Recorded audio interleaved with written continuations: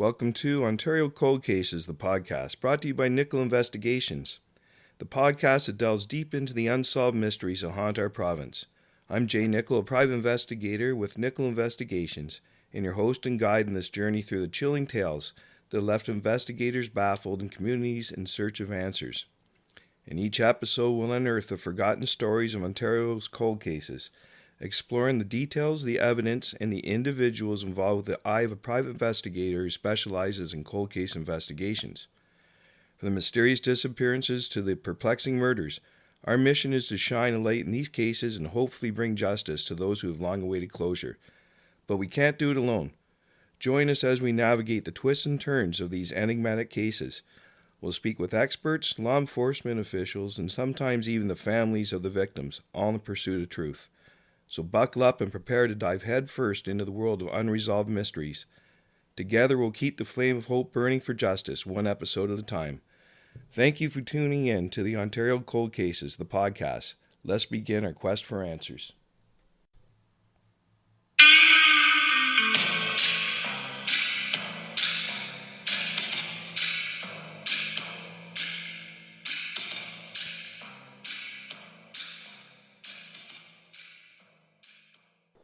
Welcome to Ontario Cold Cases, the podcast, Season 1, Episode 5. The episode's about Ingrid Bauer. Back in the early 70s, Ingrid Bauer became one of the few persons to disappear in Canada without leaving a single piece of physical evidence behind. When Bauer went missing from the area close to her home in Kleinburg, Ontario, a town about 45 kilometers north of downtown Toronto, the circumstances surrounding her disappearance were extremely atypical. Soon after leaving her parents' home on the evening of August 16, 1972, Bauer vanished without leaving any physical evidence such as a wallet, purse, makeup, or clothing behind. There was absolutely nothing that could help police locate the missing 14-year-old girl. Many people go missing, but very few evaporate without a trace. In fact, the number of people who vanished without leaving any clues could literally be counted on one hand. Ingrid was one of them. The police didn't find one blasted thing, said Brent Bauer, Ingrid's older brother, who saw his sister before she vanished. He remembers Ingrid as being a bright girl, a bit straight-laced. She was a lot like her boyfriend Larry. She didn't smoke cigarettes and had no interest in alcohol. A solid student, her lowest grade was a B. She got along well with her family and was taking modeling courses. Ingrid Bauer was not a girl who had reason to run away from home. Prior to Ingrid's disappearances, there was only two other known similar cases in Ontario, both occurring many years before. Mabel Crumback and Ambrose Small. Up next, prior to the disappearance.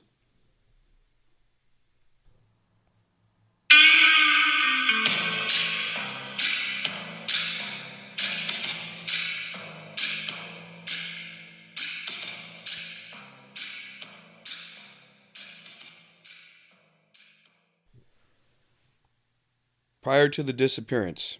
On Friday, August 11, 1972, Ingrid's father, Oscar, drove from his job as manager of purchasing for Kodak Canada Limited to the family cottage in Thornbury, Ontario, about 130 kilometers northwest of Kleinburg. Other members of his family, including his wife, youngest son Kevin, and Ingrid, were already at the cottage and been there since the last week of July. The weather turned out to be rainy and less pleasant than expected over the next few days, so Oscar said it was time to head back. On Wednesday, August 16th, Oscar told his family he was driving back home to Kleinburg. Ingrid decided to drive back with her father and thought it would be nice to surprise her boyfriend Larry, who lived in Pine Grove, less than 5 miles away from the Bauer household. As soon as Oscar returned home, he decided to do some laundry and headed downstairs. Ingrid carried her suitcase inside, putting it on her bed. It was around 9:30 p.m. and she said she was going to visit Larry. Ingrid didn't plan on being away for long and left the house without taking makeup or money. She said she'd be returning home around 10:30 that night. The disappearance. That's when she vanished off the face of the planet, said older brother Brent, who remembers his sister leaving the house in bare feet. There wasn't anything out of the ordinary and absolutely nothing to indicate she wouldn't be back soon. Back in the 70s, the Kleinburg area was still semi-rural and had large agricultural component. There was no public transit, and if you didn't get a ride with your mother or father, there was always hitchhiking. People in the community would see you walking and offer you a ride, said Bauer. It was just the way kids got around back then. If you didn't have wheels, you walked, bicycled, hitchhiked, or got a ride. Nobody thought it was unusual. It was rural Ontario. Unwritten rules involving hitchhiking were simple. You don't go if the person looks scary or there are too many people in the vehicle, he said. Bauer remembers his father driving the family in their Volkswagen Beetle and the kids moving over to make room for a soldier hitchhiking his way back to Camp Borden. Soon after Ingrid left, Brent walked up the street to the local store to buy some cigarettes. He remembers seeing Ingrid near the intersection of Pennon Road and Islington Avenue. He also saw a police cruiser parked nearby. Brent went into the store, bought his cigarettes, and by the time he was back outside, Ingrid was gone. One more reported sighting occurred soon after. Terry Bell, then 18, saw Ingrid walking south on the west side of the road about 9:45 p.m. This was the last time Ingrid Bauer would be seen. Brent began walking and was back home around 10:10 p.m. A girlfriend of Ingrid's called looking for her at home and was told she was at her boyfriend's Larry. When she called Larry to talk to Ingrid, he informed her she wasn't there. Soon after, Ingrid's boyfriend Larry called the house, asking for her. Confusion turned to worry as the family realized if Ingrid wasn't at Larry's and she wasn't at home, then where was she? Oscar Bauer immediately drove to Larry's to check for himself. On the way back, he checked the ditches by the side of the road to make sure his daughter hadn't been hit by a car. Unable to find her, he contacted police and was told he would have to wait a number of hours before Ingrid could be reported missing. He said no. Ingrid was a responsible teenager. If she was missing, it wasn't because she ran away. The police listened and the intensive search for Ingrid Bauer began before the evening she vanished. Within 3 hours, every police force in Ontario was alerted to Ingrid's disappearance. Up next, the investigation.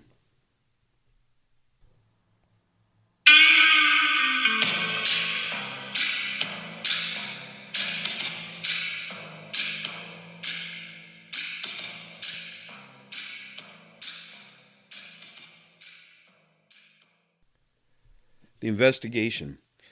In the days after she was last seen, the 20 square mile area was searched by a team of 200, including police officers, firemen, conservation officers, and volunteers. A helicopter was used to aid in the search. Police checked in and around the Humber River for signs of the missing girl. Scuba divers explored 40-foot deep murky waters in some of the area's old gravel pits.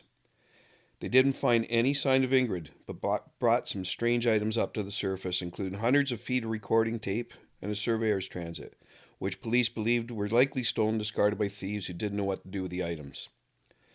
Soon after Ingrid vanished, her description was being broadcast on police radios every hour, 24 hours a day.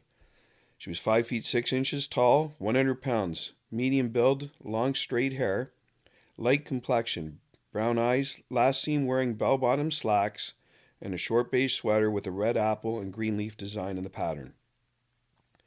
Some reports say Ingrid was seen hitchhiking on Islington Road near Pennon Road. Police statistics from a few years later show there were nearly 100 criminal offenses committed against hitchhikers in Metro Toronto in just a 2-year period, including rapes, robberies, and assaults. Officers continued searching all over the province for Ingrid, collecting and following up on approximately 1,400 leads. Some sounded far-fetched, while others seemed legitimate. One tipster said Ingrid was seen walking on a road near Lindsay. Another told police she was being held prisoner in a North York apartment.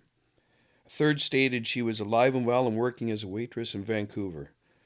None of the tips helped to reveal what happened to Ingrid, with police pursuing leads in Windsor, Ottawa, and Montreal.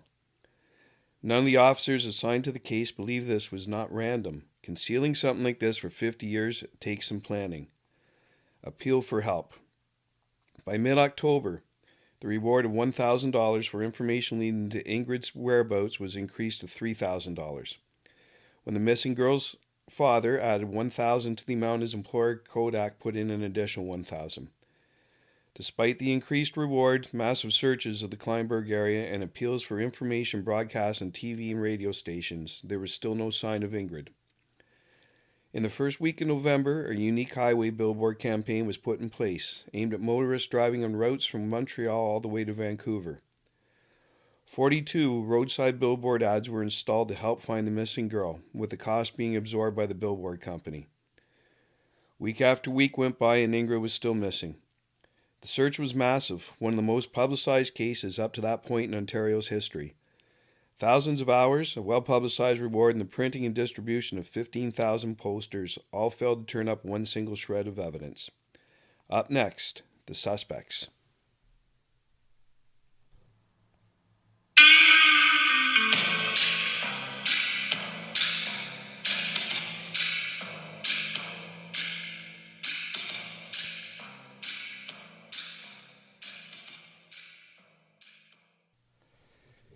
The suspects.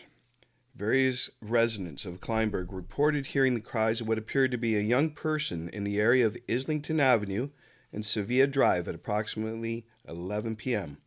that evening, and reported seeing an unknown make of color pickup truck in the area of where the cries were heard. Ingrid's family suspect a man later found guilty of raping an 8-year-old girl and attacking an 18-year-old woman was also responsible for Ingrid's disappearance. The suspect is Donald Everingham, who confessed to killing several girls. A few months later, in July, an 18-year-old Etobicoke High School student was riding her bike at 11:15 p.m. when a man jumped out and knocked her down. He threatened to slit her throat if she didn't follow into his car. Instead, she managed to punch him in the face and escape.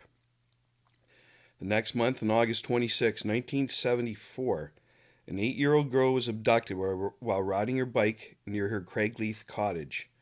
The child was raped and then thrown naked and bleeding from a car, a stocking knotted tightly around her neck. Police believe she survived only because a heavy rainstorm loosened the knot. Donald Everingham was eventually convicted of both crimes and sentenced indefinitely to what was then known as the Hospital for the Criminally Insane in Penetanguishene. The following year, a special Crown prosecutor said Everingham confessed to several murders, including that of Cheryl Hansen. He said the man described Cheryl's clothes and drew a crude map of where he'd thrown her body. Cheryl Hansen had disappeared in Richmond Hill, but the newspapers have been full of Cheryl's description, and extensive police searches in the area he indicated never uncovered her body. I'm investigating. In fact, there was a confession, says Acting Detective Tim Gore of York Regional Police's Cold Squad. We haven't been able to verify it. Could this be linked to Ingrid Bauer's disappearance? I don't know, he says. Possibly. Next suspect is Ronald Glenn West. Could Ronald Glenn West be the driver of the police cruiser? West was a Toronto police officer who was convicted in 1995 for 2 murders at the time he was a police officer, and is also suspected in at least 1 other murder. He was known as a .22 caliber killer for his penchant for using a .22 caliber pistol to murder his victims. West joined the Toronto Police in 1966 when he was in his early 20s and left the force only a few years later in 1972. His subsequent criminal career included home invasions, violent robberies, rape, and cold-blooded murder. Ronald West left the Toronto Police voluntarily to seek other employment. West's first known murder victims were young mothers home alone with their sons. On May 6, 1970, Doreen Morby, a nurse, was at home in a small rural town north of Toronto with her 20-month-old son. When her husband came home from work that night, he found her lying on the floor. She'd been sexually assaulted and shot 7 times with a .22 caliber gun. Her little boy was found unharmed in the room with the body. 13 days later, and not far away, a similar crime unfolded. Helen Ferguson, also a nurse, was home with her 9-year-old son Dale, who was off sick from school. Car pulled into their driveway and Dale heard his mother answered the door. She told him to stay in his room while she helped a man with a sick child. Dale later heard 3 gunshots. Ferguson being shot once in the back of the head and twice in the back with a .22 caliber weapon. Child told investigators he saw the man wipe down the floor for fingerprints and drive off. Ballistics evidence, including slugs recovered from the victims' bodies, linked the killings. They had been fired by the same gun. Before advances in DNA testing, authorities had collected semen samples which provided the killer's type. Nearly 3 decades after the crimes were committed, this conclusive DNA evidence led police to arrest West for the unsolved sex slayings of the 2 women. In 1991, West was also named as a suspect in a 1991 double homicide and robbery at a Blind River, Ontario's rest stop. However, he is not being charged with those murders. During the original investigation, there were 5 suspects. All were interviewed and their names cleared, confirmed through alibis. Up next, my thoughts.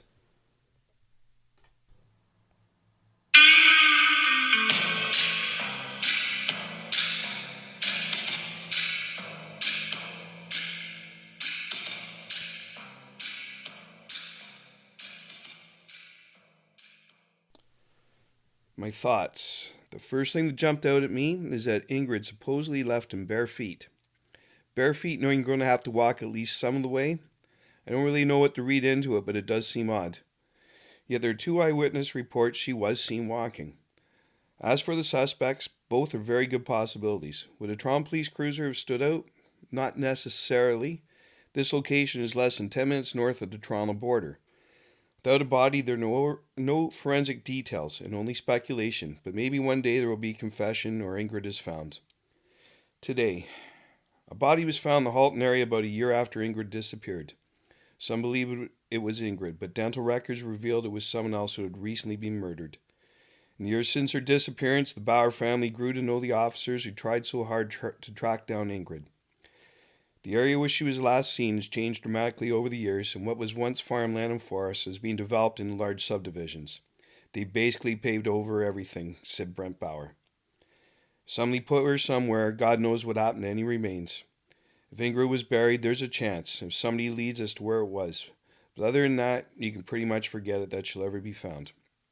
Today, Brent Bauer doesn't hear from police very often. Over 50 years after his younger sister went missing, the emotions come back full force whenever he hears about human remains being found in the area, and wonders if one day the family will know what happened to their beautiful 14-year-old daughter the night of August 16th, 1972. With files from Unsolved, True Canadian Cold Cases by Robert J. Hoshovsky, and from files from Jeremy Grimaldi. This is Ontario Cold Cases, the podcast. Until next time, thank you and good night.